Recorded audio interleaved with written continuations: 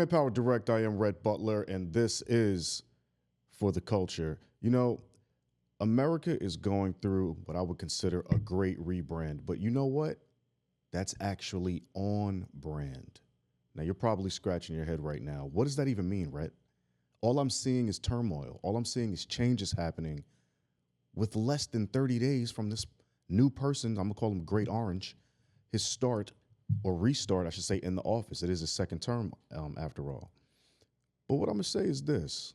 If you look at the history of America, and let's treat America like a corporation, and if I'm not mistaken, it probably really is one, you would understand that this is probably one of the greatest rebrands I've ever seen, but it's nothing new.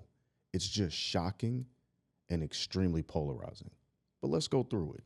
First, one of the first things Donald Trump did in taking office was eliminating DEI. That's diversity, equity, and inclusion.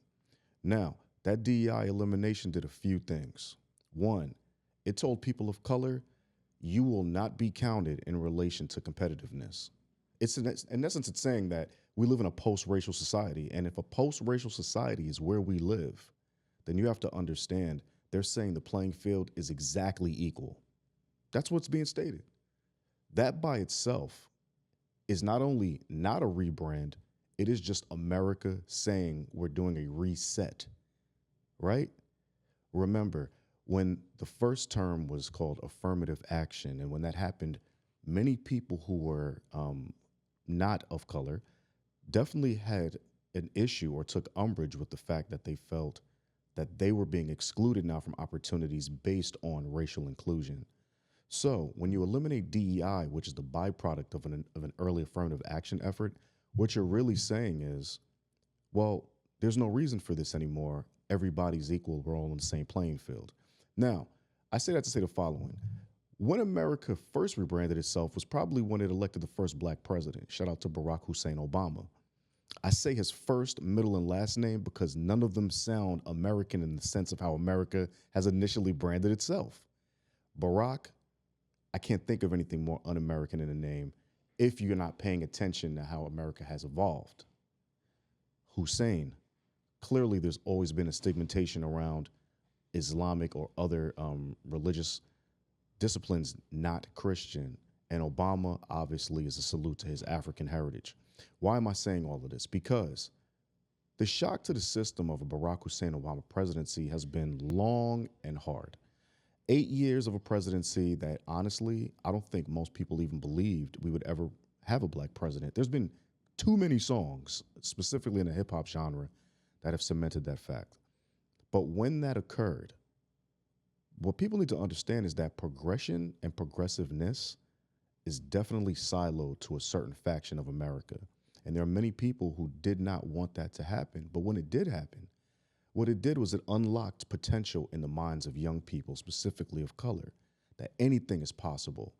My son believes that anything is possible because the first president of his birth was Barack Obama. He's 13 on the way to 14. And for 8 years of his life, he only saw a president that looked like him. Now, you got to think about that really deeply when talking about what's happening right now, right? He's only known someone other than a white person. He's only known a white person, in a position of power of the free world for 5 years of his life. Now, at my age, that's preposterous, right? Barack Hussein Obama was a blessing of representation for me. But for my son, that's normal. And that's where the rebrand begins. Donald Trump and what he's doing is that he understands that children who have no color lines and are just free and open understand that anything is possible across anybody's culture. And what he doesn't enjoy is the thought that that is actually what's happening in the future for children and for other people. So if we're going to create this narrative of a post-racial America, in essence, he's saying prove it, which is not a rebrand. It's on brand for America. This country has never really been based around people of color's success or for them to succeed on any level. And when you start noticing all the commercialization of interracial couples, the commercialization of just black folks doing well, we call it black excellence in our culture. What happens is there's another portion of society that feels excluded now from the popular narrative if it doesn't look like them. So you got to understand, in America, there's always going to be the original sin that was never, ever dealt with, and that will always be slavery. I don't want to talk about slavery in a traditional sense. I want to talk about it in a business sense. You had folks that came here, ousted another country, which would be England, from their imperialism over this country, created the states from the colonies, and then from there decided who's going to put in the work to make this place great. Well, that's where slavery comes in, because hard work is not something everybody wants to do. Because of that, there's a group of individuals that are stemming from that. Additionally, we always leave out from the narratives are that the intermingling of other races, including Native Americans, indigenous people who are also Black, not just Native American in the sense of the Indian tribal sense. And if you don't believe me, you can go look at the Olmec heads in Mexico and other places. The narrative has been skewed to only make a certain group of people seem like they were brought here, or their only existence here was to be chattel slavery to create the foundation or the bedrock of America. And the problem is that being the popular narrative has now been trumped by exceptionalism by those who were never meant to be exceptional. So when you start seeing DEI programs being erased, when you start seeing all of these targeting of people that were doing really well based on changes that happened from civil rights to today, what you notice is that America is not rebranding, it's resetting. And I want to say that from the business sense for all those who are having panic, shock, and awe from the fast swiftness of what's happening now. If you don't understand history and the fact that this country, and I say company interchangeably with country because honestly, you have to treat America like a corporation. It completely operates like one. But if you don't understand the history and the maturation, you will only be surprised and will label this something that is specific to one man who's the new president or returning president. But it's not. This is about a country that is extremely divided. And like I always say, when it comes to branding products, services, and people, you have to understand that you have to find your tribe. You can't brand or market towards the entire world.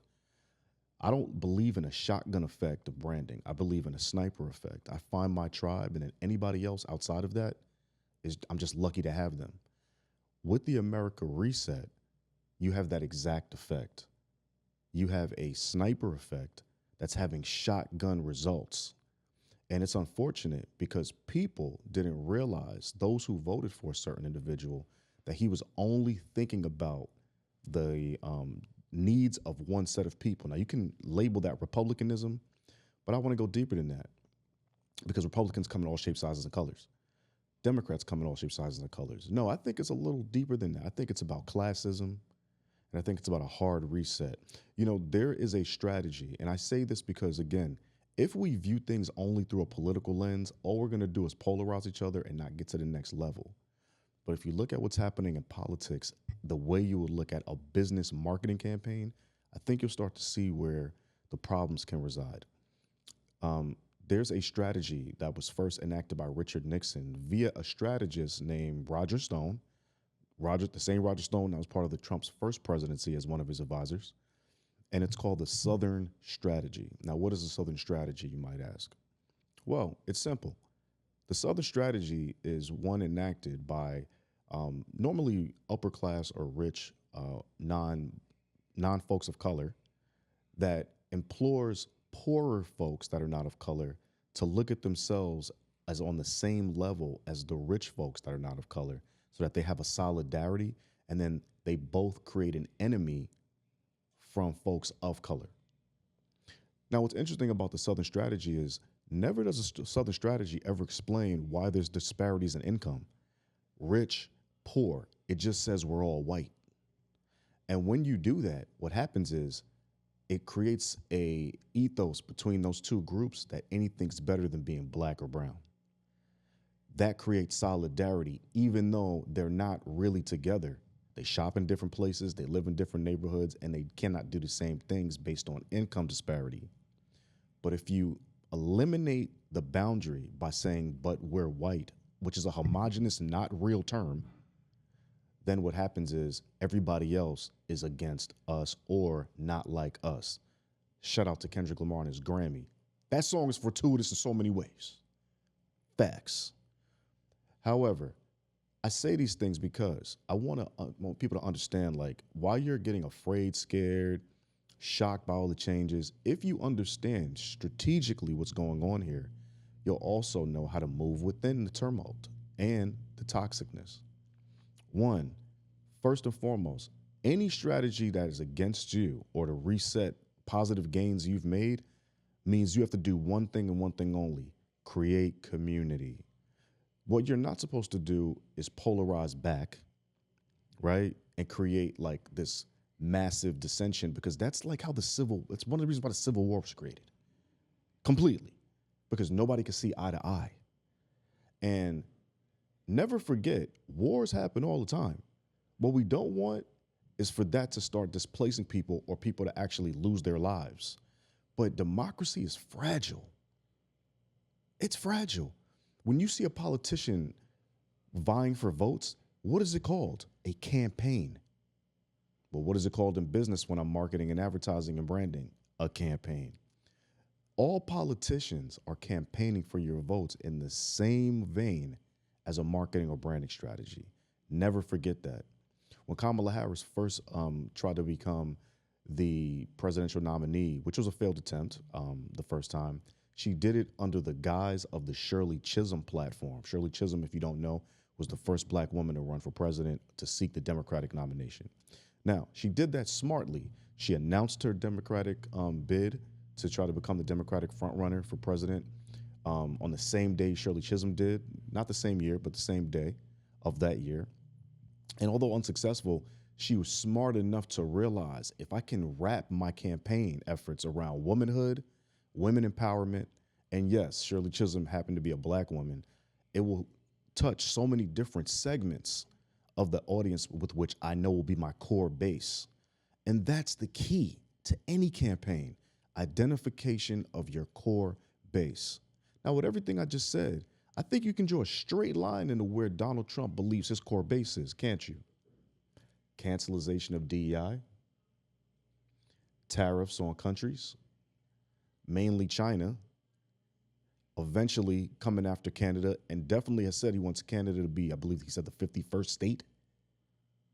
Relabeling the Gulf of Mexico, the Gulf of America. Even if nobody else in the world says it, he said it. So that means it's a thing. Starting beefs with Ukraine, telling Ukraine, I'm going to come for your minerals, for our helping you.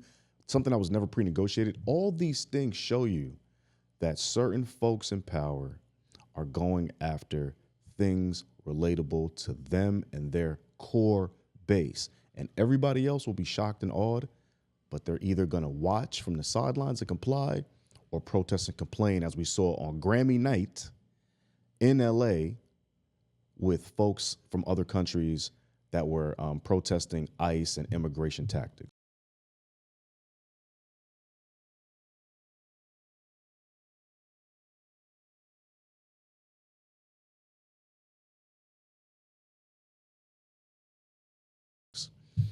I want everybody to start having a realistic understanding of what's happening during these times and the changes.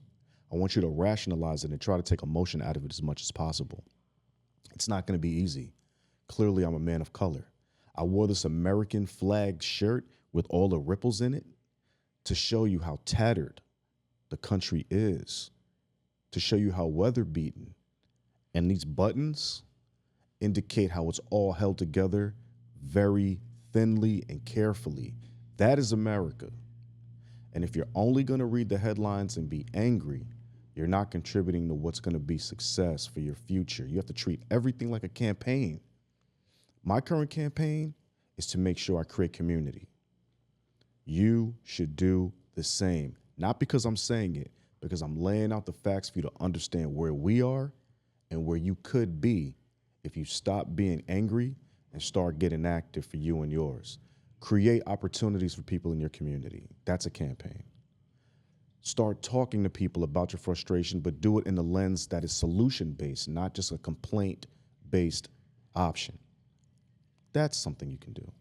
But in all of this, right, start also focusing on the lower and lesser campaigns and elections happening in this country, not just a presidential one. You know, some of the things that happen on a presidential level are literally just branding for the world, right? And again, if you don't remember, branding means perception. So now if people perceive America to be a bully, well, I would contend by saying that some people probably in the Trump administration believe that it means America is getting back to looking like they're exceptional and the leader of the free world, and whatever that means. For some people, that means waving a big stick and letting you know we're doing it my way now. And if that feels like the highway, either get down or lay down. I'm telling you right now, regardless of what's happening, pay attention and be more community-based and focused and start putting your efforts there. Shop local, take care of people, hire people, and do things like this symbiotic connection we have through this lens to make sure that you're saying other ways that people can understand what's happening so they know how to pivot and make their realities different within things that are changing rapidly around them. My name is Rhett Butler. This is Brand Power Direct. All we do is win, baby. We do this for the culture. We break down the headlines. We want you to understand what's happening so you know how to pivot in your business and in your life. Don't forget, check us out at Brand Power Direct on IG. Brand Power classes and education coming soon on our online portal.